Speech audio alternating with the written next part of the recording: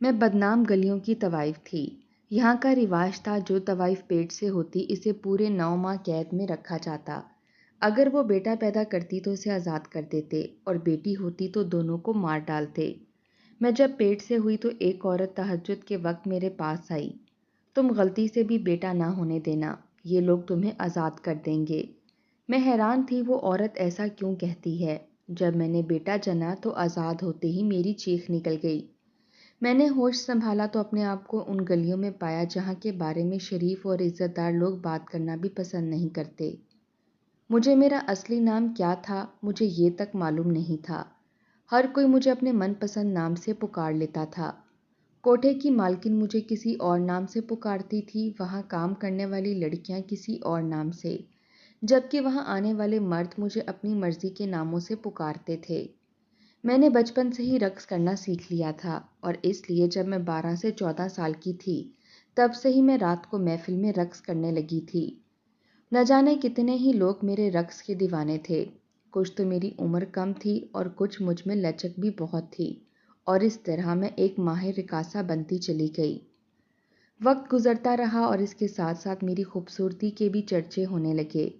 میں نے دیکھا تھا کہ جس کوٹھے میں میں کام کرتی تھی وہاں پر لڑکیاں اغوا کر کے لائی جاتی تھیں، یا کچھ کو ان کے باپ بھائی یا ان کے بوائے فرینڈ بیچ کر جاتے تھے اور پھر لڑکیوں کو طوائف بنا دیا جاتا تھا۔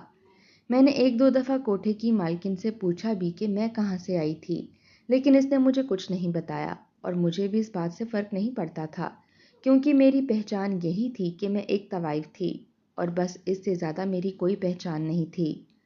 رات بھر کے لیے میں عزت دار لڑکی بن جاتی تھی جس کے پاس آنے والے ہر مرد اسے پوچھتا تھا اور اس کی عزت کرتا تھا، لیکن دن کی روشنی میں اگر انہی مردوں کے سامنے میں آ جاتی تو نفرت سے منہ پھیر کر گزر جاتے تھے۔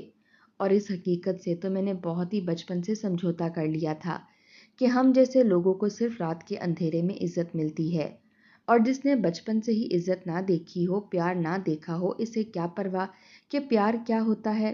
اس لیے ہمیں رات کے اندھیرے میں ملنے والی یہ عزت ہی عزت لگتی تھی اور وہ والا پیار ہی پیار لگتا تھا۔ ایسے ہی سال گزرتے رہے اور اب میں باقاعدہ طوائف بن چکی تھی۔ ہماری پوری گلی میں ایک قانون تھا کہ جو کوئی بھی حاملہ ہوتی اس کو پورے 9 ماہ کے لیے کمرے میں بند کر دیا جاتا تھا۔ ایسا نہیں تھا کہ وہ باہر نکل ہی نہیں سکتی تھی، اگر کوئی ضرورت ہو باہر نکلتی تھی، اس سے زیادہ وہ کمرے سے باہر بھی نہیں آ سکتی تھی، اور پھر اگر تو وہ طوائف بیٹی پیدا کرتی تو ان دونوں کو ہی مار دیا جاتا تھا، اور اگر وہ بیٹا پیدا کرتی تو اس طوائف کو بیٹے کے ساتھ اسی وقت اس گلی سے نکال دیا جاتا تھا۔ مجھے ہمیشہ سے ہی یہ قانون بہت عجیب لگتا تھا کہ بھلا بیٹی ہونے پر یہ دونوں کو مار کیوں دیتے ہیں۔ بیٹی ہونا تو ہمارے دھندے میں بہت زیادہ نفع بخش ہوتا ہے، کیونکہ وہی بیٹی اگلے 15-16 سال گزرنے کے بعد آمدنی کا ذریعہ بن جاتی ہے۔ جب بیٹا پیدا ہونے پر وہ تو پہلے والی طوائف سے بھی ہاتھ دھو بیٹھتے ہیں اور بیٹے کے ساتھ اسے بھی نکال دیتے ہیں، جبکہ مجھے تو یہ بات سمجھ نہیں آتی تھی۔ جو مجھ سے بڑی تھیں یا زیادہ عمر کی خواتین تھیں، اگر ان سے پوچھتی تو وہ کہتی کہ اس قانون کو ہم نے نہیں بنایا، لیکن ہم اس کو توڑ نہیں سکتے، یہ قانون ایسے ہی چلا آ رہا ہے، بس تم بچ کر رہنا کہیں حاملہ نہ ہو جاؤ۔ لیکن ہونی کو کون ٹال سکتا ہے۔ میں 20 سال کی تھی جب میں حاملہ ہو گئی، اور پھر قانون کے مطابق ہمارے ہی کوٹھے میں مجھے کمرے میں بند کر دیا گیا۔ مجھے ضرورت کے تحت باہر نکلنے کی اجازت تھی، لیکن بلا ضرورت کمرے سے نہیں نکل سکتی تھی، اور گھر سے تو بالکل ہی نہیں نکلنے دیا جاتا تھا۔ میں بس کبھی کبھار تھوڑی دیر کے لیے کمرے سے باہر جا کر گھوم پھر آتی تھی، کیونکہ مجھے کھانا کمرے میں ہی دیا جاتا تھا اور کمرے کے ساتھ ہی واش روم بھی تھا۔ ایسا نہیں تھا کہ میرے پاس کسی کو آنے کی اجازت نہیں تھی۔ کوٹھے پر موجود لڑکیاں یا کوئی بھی میرے کمرے میں آ سکتا تھا، لیکن میں باہر نہیں جا سکتی تھی، اس لیے اکثر وہاں پر موجود لڑکیاں میرے کمرے میں آ کر بیٹھی رہتیں اور مجھ سے بات چیت کرتی رہتیں، کیونکہ میری سب سے بہت اچھی دوستی تھی، کیونکہ میں نے ہوش ہی اس جگہ پر آ کر سنبھالا تھا، اور ان میں سے کتنی ہی لڑکیاں تھیں جو میرے سامنے لائی گئی تھیں، اور اس وقت میں ان کا سہارا بنی تھی۔ اور آپ سب کو ہی معلوم تھا کہ میرے پاس وقت بہت کم ہے، اگر تو میری بیٹی پیدا ہوئی تو مجھے جان سے مار دیا جائے گا، اور اگر بیٹا پیدا ہوا تو بھی یہاں سے نکال دیا جائے گا۔ اس لیے جو بھی وقت یہاں تھا وہ میرے ساتھ گزارنا چاہتی تھیں، اور یہ ساری باتیں میرے دماغ میں بھی تھیں، اس لیے میں بھی زیادہ ٹائم ان کے ساتھ ہی رہتی تھی۔ مجھے یہاں پر رہتے ہوئے ابھی کچھ ہی ماہ ہوئے تھے کہ ایک دن صبح تہجد کے وقت ایک عورت میرے کمرے میں داخل ہوئی۔ کیونکہ میرے کمرے میں آنے پر کسی کو پابندی نہیں تھی، اس لیے میرے کمرے کا دروازہ ہر وقت کھلا رہتا تھا، اور یہ وہ وقت ہوتا تھا جب ہمارے کوٹھے کی تمام عورتیں اپنے کاموں سے فارغ ہو کر اپنے اپنے کمروں میں جاتی تھیں، اور ساری رات داد عیش دینے والے مرد اپنے گھروں کی راہ لیتے تھے، اور یہ وقت بھی خاصی گہما گہمی کا ہوتا تھا۔ مرد واپس جا رہے ہوتے تھے اور عورتیں ساری رات کی تھکی ہاری اپنے زیور گہنے اتار کر آرام کرنے کا سوچ رہی ہوتی تھیں۔ اس وقت عورت کا میرے کمرے میں آنا حیرت کا باعث تھا، کیونکہ وہ عورت ہمارے کوٹھے سے تعلق بھی نہیں رکھتی تھی۔ پہلی بات تو یہ ہے کہ عزت دار عورتیں ان بدنام گلیوں میں آتی ہی نہیں ہیں، اور ادھر مجبوری کے تحت آئے گئے تو دن کی روشنی میں آتی ہیں، رات کو یہاں آنے کی کسی میں ہمت نہیں ہوتی، جبکہ وہ عورت اس وقت یہاں کیا کر رہی ہے۔ لیکن میں نے جب اس عورت سے پوچھا کہ تم کون ہو اور یہاں کیوں آئی ہو، تو اس نے کہا کہ تم اس بات کو چھوڑو کہ میں کون ہوں اور یہاں کیوں اور کیسے آئی ہوں۔ تم بس خدا سے یہ دعا کرو کہ خدا تمہیں بیٹا نہ دے، اگر تمہیں بیٹا ہوا تو تم یہاں سے آزاد کر دی جاؤ گی۔ میں نے کہا کہ یہ تو اچھی بات ہے کہ اگر بیٹا ہوا تو میں آزاد کر دی جاؤں گی، اس سے کم از کم یہ تو ہوگا کہ میں زندہ رہوں گی اور اپنے بیٹے کی اچھی تربیت کر سکوں گی۔ لیکن اگر بیٹی ہوئی تو مجھے اور میری بیٹی دونوں کو مار دیا جائے گا۔ لیکن وہ کسی صورت بھی میری بات ماننے کو تیار نہیں تھی۔ اس نے مجھے یہی کہا کہ بس دعا کرو تمہیں بیٹا نہ ہو، اور جس طرح منہ چھپا کر خاموشی سے آئی تھی ویسے ہی نکل کر کمرے سے چلی گئی۔ اور اس وقت مجھے باہر نکلنا سختی سے منع تھا کہ کہیں کسی آتے جاتے مرد کی نظر مجھ پر نہ پڑ جائے، اس لیے میں تو باہر نکل نہیں سکتی تھی، اس لیے خاموش ہو گئی۔ مجھے لگا کہ اس عورت سے مجھے پوچھنا چاہیے کہ یہ بات کیوں کہہ رہی ہے، جبکہ اس عورت کو پہلے تو میں نے یہاں نہیں دیکھا تھا۔ میں سالوں سے اس جگہ رہ رہی تھی، لیکن جس طرح وہ عورت خاموشی سے آئی تھی ویسے ہی جا چکی تھی، جیسے کوئی خواب ہو۔ اس لیے میں اس بات کو بھول گئی اور میں نے کسی سے بھی اس بات کا ذکر نہیں کیا۔ لیکن کچھ ہی دنوں بعد وہ عورت پھر سے تہجد کے وقت میرے کمرے میں آئی اور اس نے کہا کہ تم نے میری بات کو سیریس نہیں لیا ہے۔ میں تمہیں پھر سے کہہ رہی ہوں کہ دعا کرو بیٹا پیدا مت ہو، اور میں تمہیں بار بار سمجھا رہی ہوں کہ کسی صورت بھی بیٹا پیدا نہیں کرنا۔ مجھے اس کی بات پر حیرت ہوئی، کیا وہ پاگل ہے؟ بیٹا پیدا کرنا یا بیٹی پیدا کرنا یہ میرے ہاتھ میں کہاں ہے؟ اور اگر میرے ہاتھ میں ہوتا تو کیا میں حاملہ ہوتی؟ جبکہ میں یہ بھی نہیں جانتی کہ آنے والے بچے یا بچی کا باپ کون ہے۔ لیکن وہ عورت بس ایک ہی بات کی گردان کی جا رہی تھی کہ بیٹا پیدا مت کرنا، بیٹا پیدا مت کرنا، اور خاموشی سے نکل گئی۔ میں نے اس سے بہت سوال کیا کہ وہ کہاں سے اور کیوں آئی ہے اور بیٹا پیدا کرنے سے کیا ہوگا، لیکن وہ میری کسی بھی بات کا جواب نہیں دے رہی تھی۔ میں نے جب اس عورت پر غور کیا کہ وہ جو بھی تھی رات کے وقت آتی تھی، تو اس کا مطلب تھا کہ سارے راستے اسے معلوم تھے، اس لیے مجھے لگا کہ شاید کبھی وہ بھی ان گلیوں میں رہتی ہوگی، اسی لیے اسے سارے راستے معلوم ہیں، اور شاید اس کا بیٹا ہوگا، اسی لیے وہ ان گلیوں سے نکل گئی ہوگی۔ یہ تو اچھی بات ہے نا کہ وہ بدنام گلی سے نکل گئی، تو پھر ایسا کیوں کہہ رہی ہے؟ اور اب تو یہ سلسلہ چل نکلا تھا۔ وہ عورت ہر 3-4 دن کے بعد ایسے ہی تہجد کے وقت چھپ کر میرے کمرے میں آتی اور ایک ہی بات کرتی کہ بیٹا پیدا مت کرنا، اور جس طرح خاموشی سے آتی تھی ویسے ہی نکل جاتی۔ میں نے تو اب اس بات پر سوچنا چھوڑ دیا تھا، لیکن کمرے میں اکیلی ہوتی تھی تو خیال اسی عورت پر جاتا تھا، اور جب بھی دھیان جاتا تھا تو میرا دل نہیں کرتا تھا کہ میں بیٹا نہ ہونے کی دعا کروں، کہ میں دل سے چاہتی تھی کہ مجھے بیٹا پیدا ہو، ایسے کم از کم میں زندہ رہوں گی۔ میں نے اس عورت کے بارے میں کسی سے کوئی بات نہیں کی، اور ویسے بھی وقت گزرتا جا رہا تھا، اور میری وہ دوستیں جن سے میں بہت اچھا تعلق رکھتی تھی، اچھا بہنوں جیسا تعلق تھا، وہ سب بہت اداس ہو رہی تھیں۔ ان کی ایک ہی کوشش ہوتی تھی کہ زیادہ سے زیادہ وقت میرے ساتھ گزاریں۔ سب سے بڑی بات یہ ہے کہ اس کوٹھے کی مالکن بھی اداس تھی، کیونکہ اس کے ساتھ بھی میری بہت بنتی تھی، کیونکہ میں نے کبھی بھی اسے تنگ نہیں کیا تھا، اس لیے وہ مجھ سے بہت پیار کرتی تھی۔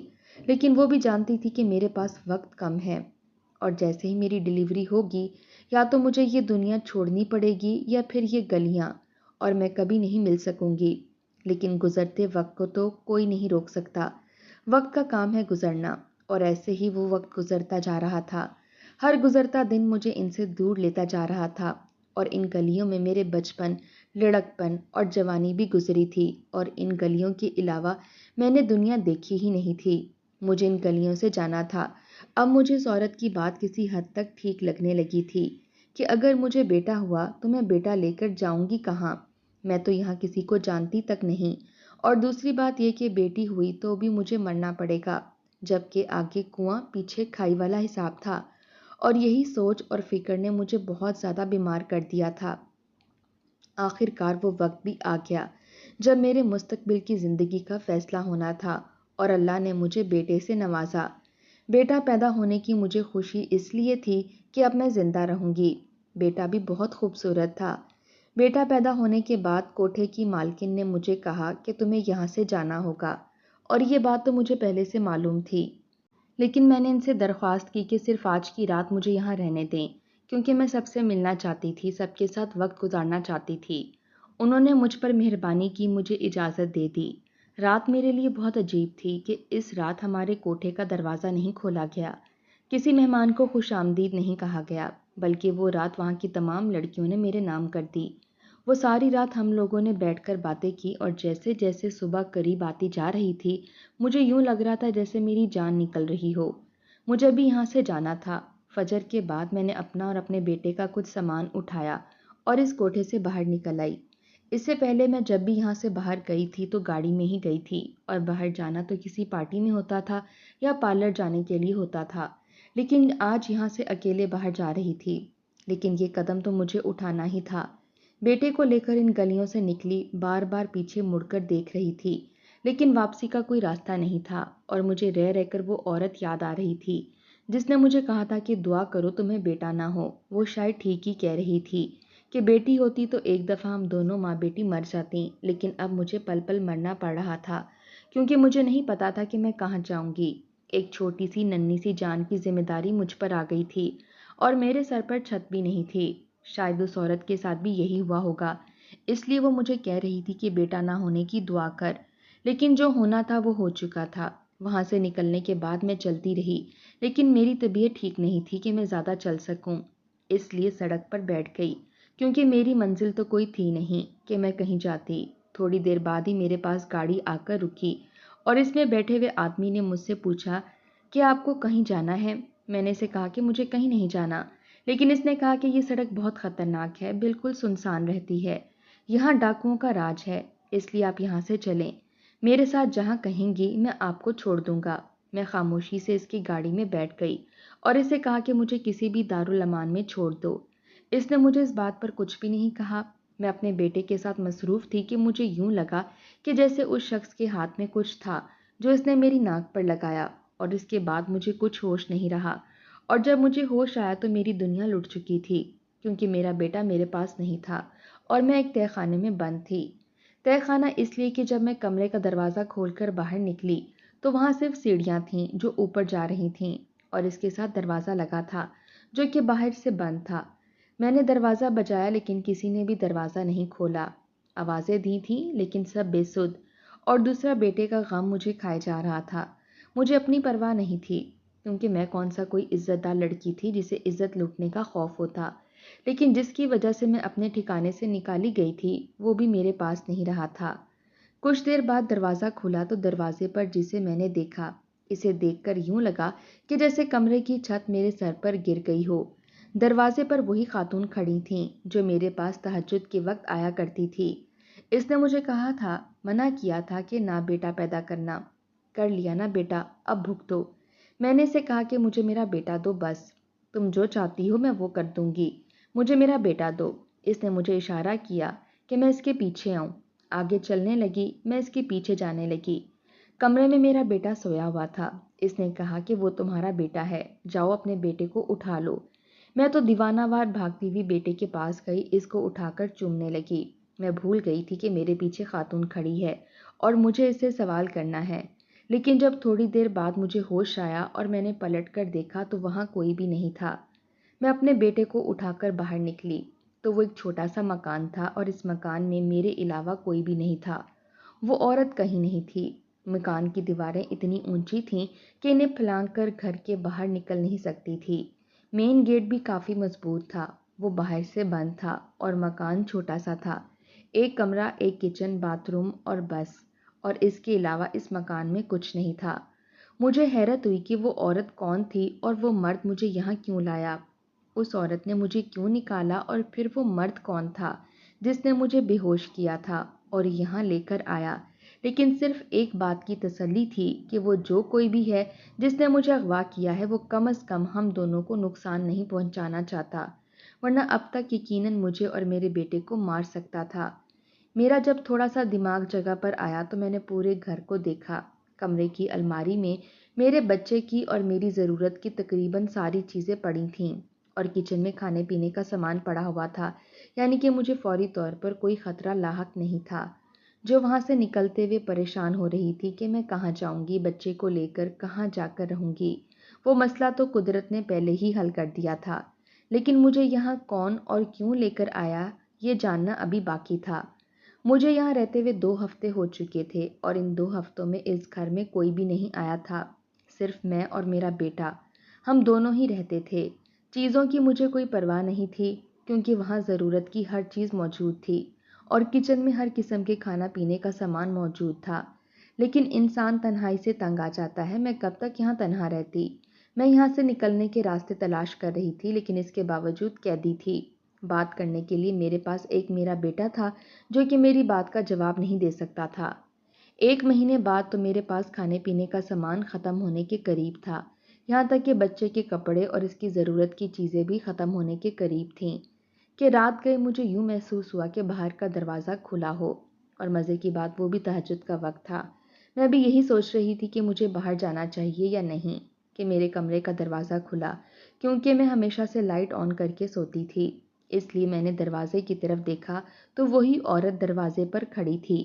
اسے دیکھتے ہی میں فوراً بھاگتی ہوئی اس کے پاس پہنچی اور اسے کہا کہ آج تم میرے کسی سوال کا جواب دیے بغیر نہیں جا سکتی، یہاں چپ کر کے بیٹھو اور مجھے بتاؤ کہ یہ سب کیا ہے، کون ہو تم، اور یہاں مجھے کون لے کر آیا ہے اور کیوں لے کر آیا ہے، مجھے ساری باتیں بتاؤ۔ اس عورت نے کہا کہ آج میں تمہارے سارے سوالوں کا جواب دینے ہی آئی ہوں۔ سب سے پہلے تو یہ سن لو کہ میں تمہاری ماں ہوں، اور میں بھی ایک طوائف تھی، اور میرا بھی بیٹا پیدا ہوا تھا، جس کی وجہ سے مجھے ان گلیوں سے نکال دیا گیا تھا، لیکن وہاں سے نکلتے ہی جس طرح تمہیں بے ہوش کر کے یہاں لایا گیا، مجھے بھی لایا گیا تھا، اور ایسے ہی ایک مکان میں رکھا گیا تھا جہاں ضرورت کی ہر چیز موجود تھی۔ ہر مہینے سامان آ جاتا تھا، نئے کپڑے آ جاتے تھے، اور جب 1 سال کا ہوا میرا بیٹا تو مجھ سے بیٹا چھین لیا گیا تھا، اور پھر مجھے دوبارہ طوائف بنا دیا گیا تھا، اور وہ بھی اسی مکان کے اندر جہاں میں قید تھی، جہاں میری مرضی نہیں چلتی تھی، جہاں نہ جانے کون کون آ جاتا تھا۔